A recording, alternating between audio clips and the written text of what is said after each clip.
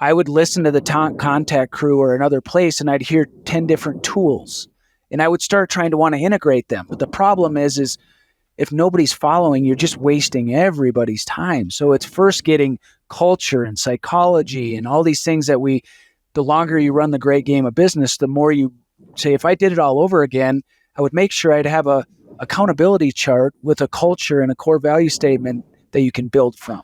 We just did that in the GUI middle, and we're crushing it now. But rebuilding the IT house along with that, challenging. Yeah, well, it's funny because I get a lot of strange looks when I go in anywhere, and my first thing is, what's your mission statement? What's your values? How do those align? And they go, you're here for tech. And I'm like, no, I'm not. Right? Like, it's really about culture. It's about, everybody wants a frictionless culture. No, actually, good friction is good for companies, right? That it helps slow down. It helps you connect with the reality of things that are going on.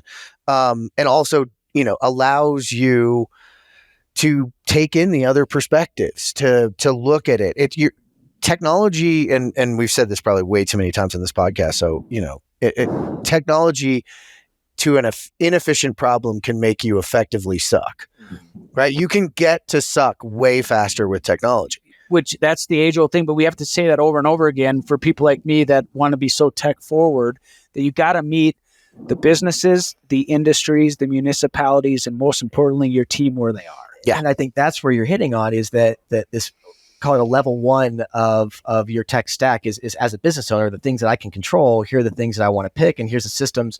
But I know a lot of what you're trying to do is push towards offsite and push towards this DFMA and this prefab stuff. And that's like a systems too, where you got to start dealing with other companies, other people's systems. And that just adds that much more complexity, right? And bringing internal and external champions together, like today is such a fun day for me because I am passionate about making connections. And anybody that knows Devon, whenever you introduce me to someone, my goal is to introduce you to 10 more people back. And that's the go-giver philosophy that I try to do in making these connections.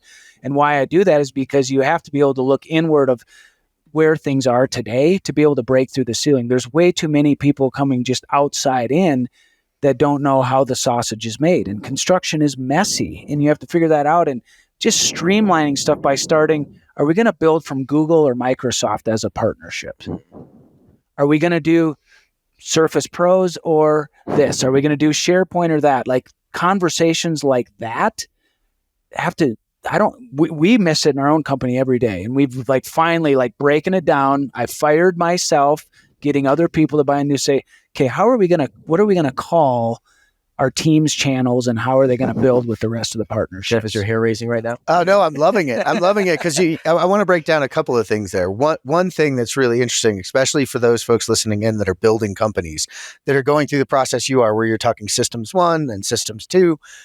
In that process, each person in your organization is in a different space and comfort level in those new spaces that you're creating. That's the interesting part, is you can have a seasoned installer, and now you're saying, okay, we want to move more of this offsite. Well, now they're in a really new place and it's really uncomfortable, and you have to meet them right there. Communicating change is such a big deal. Well, but we look at so many people in the organization look at their people like, oh, they're a master of things, they'll be fine. We're just doing this now.